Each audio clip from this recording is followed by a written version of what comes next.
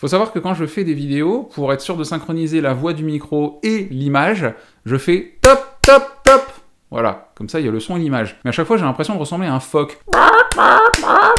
Un phoque qui imiterait la poule. Salut bande de loups, j'espère que vous allez bien, soyez les bienvenus dans cette vidéo de culture que l'on appelle le Culture Mix, afin de pouvoir se faire kiffer un peu plus que d'habitude, puisque c'est vrai que lorsqu'on regarde le niveau d'ambiance actuelle, malheureusement, on est sur l'échelle du kiff, on est au ras des pâquerettes là, hein, pour ce début d'année 2021, où tout le monde disait que on va, ça y est, sortir enfin de cette crise, de cette épidémie, il y a des vaccins. Bah non, en fait, faut arrêter, faut juste se dire que pour l'instant, niveau kiffance, on est en dessous, et du coup, j'ai choisi pour faire remonter un petit peu la moyenne, vous partager mes kiffs du moment, des kiffs culturels, ça peut être de la musique, des podcasts, des séries, des films, n'importe quoi tant que ça nous fait kiffer ensemble. Et puis évidemment, je ne suis pas le seul à kiffer, balancez vos kiffs également dans les commentaires de cette vidéo pour faire partager la famille. Surtout qu'en plus, au moment du tournage de cette vidéo, il y a Jean Castex qui va encore nous annoncer des restrictions en Ile-de-France et dans les Hauts-de-France,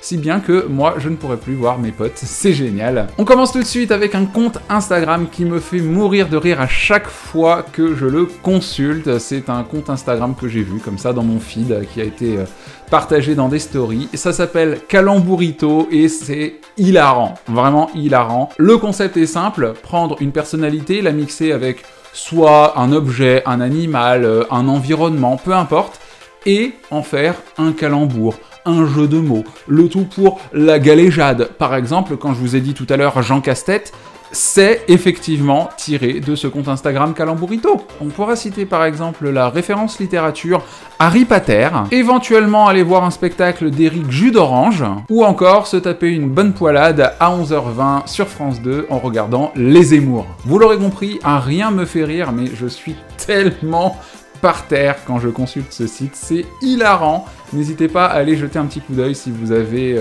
une envie de rire, parce qu'en ce moment ça va pas trop. Vous avez mille et une raisons pour ne pas aller bien en ce moment, donc faites-vous plaisir avec ce genre de compte Instagram, et n'hésitez pas à me partager dans les commentaires les meilleurs jeux de mots que vous aurez trouvés. Mon deuxième kiff est une personne qui est un peu ma Philippe Manœuvre à moi en termes de découverte musicale, une véritable encyclopédie. Moi je ne connais pas le quart du dixième des artistes qu'elle connaît, mais je découvre de nouvelles musiques et de nouveaux titres grâce à elle. Il s'agit de Louise Petrouchka. Alors vous la connaissez très certainement si vous avez été, et que vous êtes toujours peut-être, lecteur ou lectrice de Mademoiselle entre 2016 et 2019. Elle a été community manager, aussi responsable des podcasts sur Mademoiselle, et notamment animatrice du podcast Laisse-moi kiffer jusqu'en 2019. C'est une bête en musique, elle est actuellement DJ, et vous pouvez aussi la retrouver donc sur les plateformes de podcast grâce à un podcast qu'elle anime avec Clément qui s'appelle Le Son d'Après, et vous pouvez aussi la retrouver notamment sur Twitch et sur YouTube où elle partage ses kiffs, mais aussi et surtout vous fait découvrir de la musique, de nouveaux artistes, de nouveaux titres, les sorties musicales Spotify de la semaine, ou même encore fait des blind tests.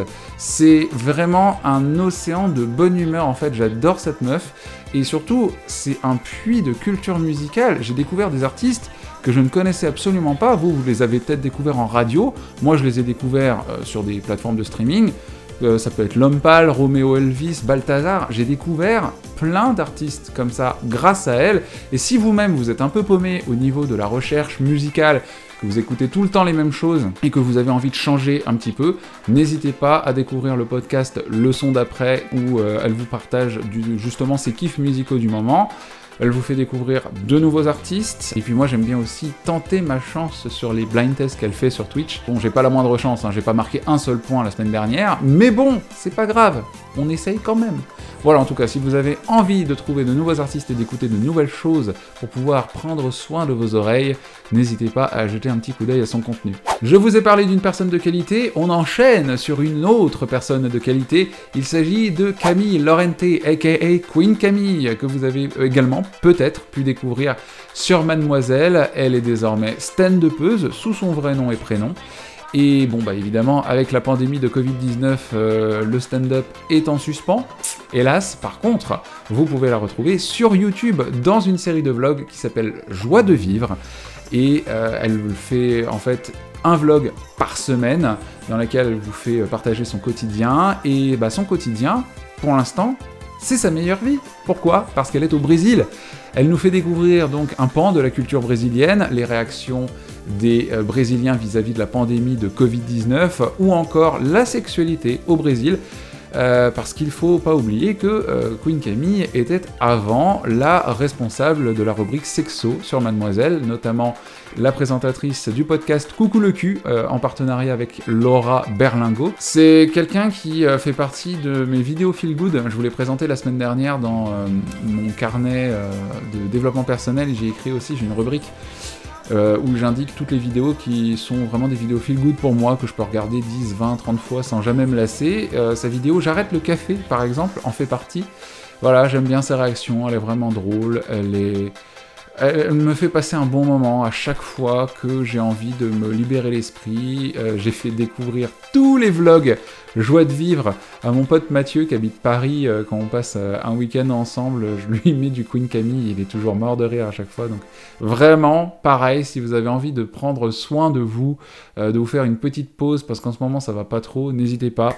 Ça s'appelle Joie de vivre, c'est pour une raison. Voilà, c'est ma petite reco YouTube du moment. Pour le prochain kiff, petit changement d'ambiance. Je vais pas vous mentir, je suis un peu meumeux, vraiment, et j'ai envie que ça transparaisse pour que ça vous donne envie de découvrir ce roman graphique dont j'ai très envie de vous parler. Je sais que d'habitude je fais des vidéos book haul ou encore des vidéos lecture du loup pour vous présenter des œuvres, mais là j'ai vraiment envie de vous en parler tout de suite. C'est un énorme kiff pour ce mois de mars. C'est un roman graphique qui s'appelle À la vie, de L'Homme étoilé, qui est sorti très récemment aux éditions du Livre de Poche. Et je vais pas vous mentir, c'est l'une des très rares fois où j'ai pleuré à la librairie, vraiment, où j'ai pris le livre, je l'ai lu, je l'ai feuilleté, comme je fais d'habitude pour voir si un livre me plaît avant de l'acheter. Et là, je suis parti, je l'ai pas acheté, je suis revenu, et là, non, je me dis non, il faut absolument que je l'achète. Je suis retourné à la librairie, je l'ai acheté, je l'ai emmené. Ce roman graphique, c'est de l'émotion en 200 pages. Il y a 200 pages d'émotion. C'est donc un roman graphique qui raconte l'histoire donc de l'homme étoilé qui est un infirmier dans la vraie vie. Il n'est pas que dessinateur ou quoi que ce soit, c'est un infirmier aux soins palliatifs, et il a accompagné plein de gens dans leur dernier voyage. Et justement, certains de ces derniers voyages sont illustré dans ce roman graphique. Je sais pas quoi vous dire, c'est juste énorme, il faut le lire, lisez-le, mais je vous en supplie, ça va vous purifier le cœur, avec donc Xavier, l'homme étoilé, qui accompagne ces gens. Avec l'une, il va apprendre le suédois, par exemple. Il y a aussi un chapitre avec Marie, donc l'une de ses patientes, qui m'a ému aux larmes. J'ai l'histoire de cette mamie dont le fils s'est volatilisé du jour au lendemain, après le décès de son père, il a laissé sa mère toute seule.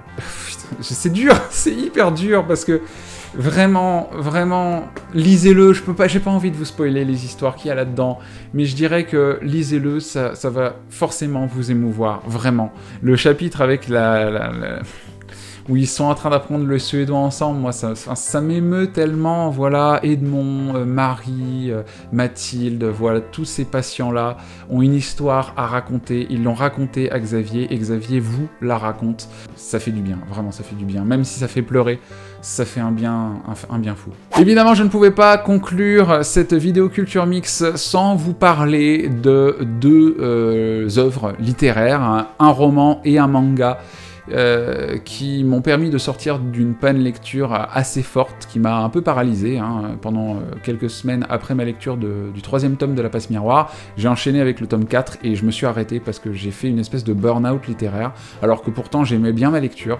mais j'arrivais pas à avancer. J'avais besoin d'autre chose, de sortir de l'univers de La Passe Miroir pour lire La Faucheuse de Neil Shusterman, et un manga de Makoto Hoshino qui s'appelle Le Conte des Parias. On va commencer par, bien sûr, le roman. Il s'agit de La Faucheuse, donc premier tome de la trilogie de Neil Shusterman, sorti entre 2016 et 2019, qui nous raconte donc les aventures, entre guillemets, la formation de Citra et Rowan, qui sont deux adolescents, qui vivent dans un univers où l'être humain a réussi à dompter la mort. Ils sont passés à l'âge de l'immortalité. Désormais, il n'est plus possible pour l'être humain de mourir pour des raisons naturelles. Il peut franchir un cap, c'est-à-dire revenir à un âge qu'il aura au préalable choisi. Par exemple, on peut très bien avoir 150 ans d'âge et en paraître 30 si on en a envie, ou 40, ou 24, peu importe. Et bien évidemment, étant donné que les êtres humains sont devenus immortels, entre guillemets, il faut réguler la population sur la Terre, car les ressources de la Terre ne sont pas inépuisables. Par conséquent, il existe une communauté qui a un droit de vie et de mort sur les êtres humains, et cette communauté, c'est la communauté des faucheurs. J'espère avoir bien pitché le livre, parce que très clairement, c'est un super roman où j'ai un grand plaisir à suivre les deux personnages, les deux protagonistes qui sont Citra et Rowan, qui sont bien évidemment encadrés par leur maître, le faucheur maître Faraday, voilà, qu'on apprend à découvrir au tout début du roman. Les faucheurs ont donc un pouvoir de vie et de mort, ils ont leur propre technique pour administrer la mort aux gens, leur propre valeur également. On découvrira que tous les faucheurs ne partagent pas les mêmes idées, et c'est ça qui va faire le sel du roman, comme j'aime le dire. Évidemment, Citra et Rowan ont deux caractères assez opposés, donc ça c'est aussi quelque chose qui est intéressant à suivre dans leur formation. Évidemment, je vous donnerai un avis complet et détaillé dans la prochaine vidéo des lectures du loup, et puis je vais enchaîner avec une lecture manga, donc le manga de Makoto Hoshino, sorti aux éditions Doki Doki, qui s'appelle Le Conte des Parias, où on va suivre les aventures, toujours pareil, hein, des aventures de ces deux personnages qui sont là, Wisteria ici et Marbas de l'autre. C'est donc Wisteria est une petite fille, une dizaine d'années, je dirais à peu près, et Marbas, lui par contre, est un démon qui, sous cette forme-là, en fait, une forme de lion, à peu près, avec des cornes, est invisible aux yeux des gens. Par contre, il y a certaines catégories de personnes qui peuvent voir les démons. Et Wisteria en fait partie. Elle a une vie de somme, hein, elle se consume de somme tous les jours, elle est en prise à... Elle est orpheline, hein, déjà, et elle est en prise... aux prises d'un prêtre peu scrupuleux qui l'envoie mendier dans la rue, faire un speech...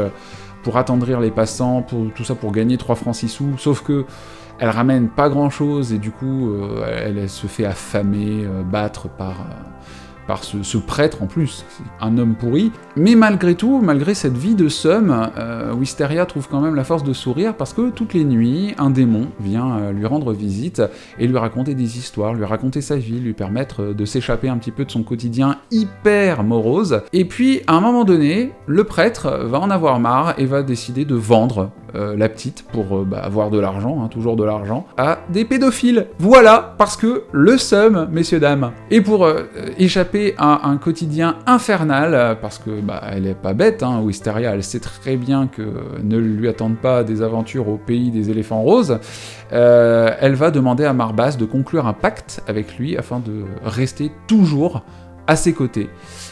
Chose que Marbas va accepter, mais en contrepartie, il va devoir recevoir quelque chose de Wisteria. Il va pas dire oui, parce que s'il accepte de l'aider, il se désagrège et meurt. Donc Marbas est très strict avec elle, il lui dit « Moi je veux bien t'accompagner, par contre il faut que tu cèdes quelque chose. » Et là, Wisteria va lui céder ses yeux. C'est ce qu'elle a de plus précieux. Elle lui cède ses yeux et donc devient aveugle. Pourquoi elle cède ses yeux? Tout simplement parce que ce sont des yeux d'humains qui sont capables de voir les démons. Donc ce sont des yeux qui sont plus précieux que les autres. Et on est donc parti pour suivre la vie d'aventure de Wisteria et de Marbas. Wisteria est devenue aveugle, c'est désormais Marbas qui va devenir ses yeux, qui va devoir lui décrire tous les environnements qu'ils sont en train de traverser dans ces mangas. On va faire la connaissance aussi du frère de Wisteria, qui lui chasse les démons. Donc quelle relation le frère de Wisteria et Marbas vont avoir? Est-ce qu'on va faire aussi la connaissance d'autres démons? Je vous laisse découvrir tout ça en lisant Le Conte des Parias. Gros coup de cœur que j'ai découvert grâce au Renard Doré, et gros coup de cœur également de Build Up. Donc si cela vous donne envie de les découvrir et de me donner également votre avis, eh bien n'hésitez pas, je vous en reparlerai bien sûr dans une prochaine vidéo, Lecture de loup manga. Ça m'a fait du bien de vous parler de ces kiffs culturels. Si vous en avez d'autres, si vous avez fait des petites découvertes comme ça, n'oubliez pas que j'ai une partie dans mon bullet journal où j'écris toutes les recommandations que vous me faites pour pouvoir continuer et en faire éventuellement des kiffs pour le futur.